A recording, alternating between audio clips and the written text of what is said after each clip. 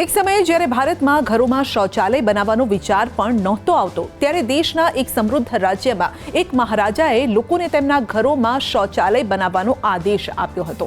જી હા, અને એ પણ 130 વર્ષ પહેલા. લોકોએ આ આદેશને કેવી રીતે લીધો?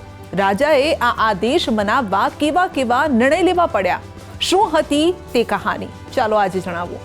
આ મહારાજા એટલે વડોદરાના મહારાજા સયાજીરાવ ગાયકવાડ, જેમણે પોતાના રાજ્યમાં લોકોને પાક્કા મકાનો સાથે શૌચાલય બનાવવાનો આદેશ આપ્યો હતો. તેઓ આવું કરનાર ભારતના પહેલા રાજા હતા. તેઓ 1875 થી 1939 સુધી 54 વર્ષ સુધી બરોડા રાજ્યના રાજા રહ્યા. તેઓ ભારતના એવા થોડા શાસકોમાંના એક હતા જેમણે ખૂબ જ વહેલા સમજ્યું હતું કે રાજ્યની પ્રગતિ માટે સ્વચ્છતા, શિક્ષણ અને આરોગ્ય સૌથી મહત્વપૂર્ણ છે. મહારાજા સયાજીરાવ ગાયકવાડ પહેલા ભારતીય રાજા હતા જેમણે સરકારી સ્તરે આદેશ આપ્યો હતો કે પાક્કા મકાનોની સાથે શૌચાલય પણ બનાવવામાં આવે.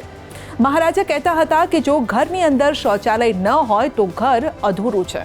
તેમના પહેલા ભારતના મોટાભાગના રાજાઓએ આ વિષયને સ્પર્શ પણ નહોતો કર્યો, કારણ કે તે સમાજમાં ખાનગી બાબત માનવામાં આવતી હતી. અને આ જ કારણ છે કે તેમને ભારતમાં આધુનિક સ્વચ્છતા ચળવળના પ્રણેતા પણ કહેવામાં આવે છે.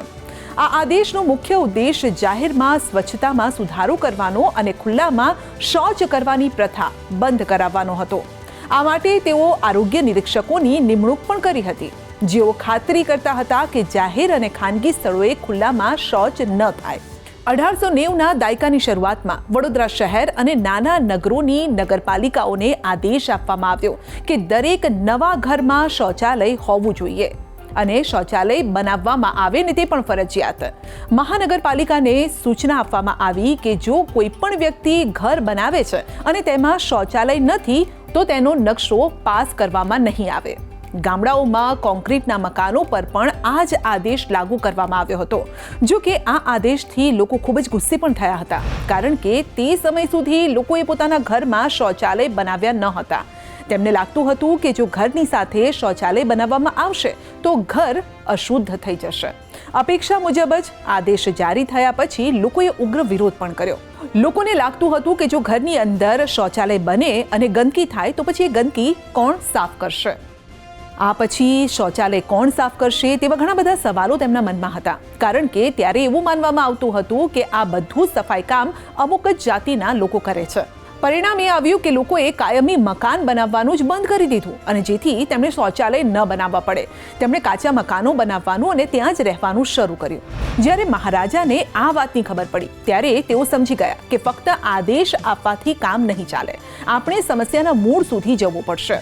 તેમણે બીજો આદેશ જારી કર્યો કે જે કોઈ પોતાના કોન્ક્રીટના ઘરમાં શૌચાલય બનાવશે તેને સરકાર દ્વારા ચોક્કસ રકમનું ઇનામ પણ આપવામાં આવશે.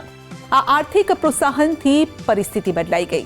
લોકોને હવે કોન્ક્રીટના ઘરો બનાવવા અને તેમાં શૌચાલય બનાવવા માટે પ્રોત્સાહિત કરવામાં આવ્યા, કારણ કે તેમને તેનાથી નાણાકીય લાભ પણ મળી રહ્યો હતો. આમ મહારાજા સયાજીરાવ ગાયકવાડ ત્રીજાએ ભારતમાં માત્ર ઘરની અંદર શૌચાલયોનું બાંધકામ શરૂ કર્યું જ નહીં, પરંતુ લોકોની માનસિકતા બદલવા અને સામાજિક વિરોધને દૂર કરવા માટે પણ ખૂબ જ ચાલાક નીતિ અપનાવી હતી.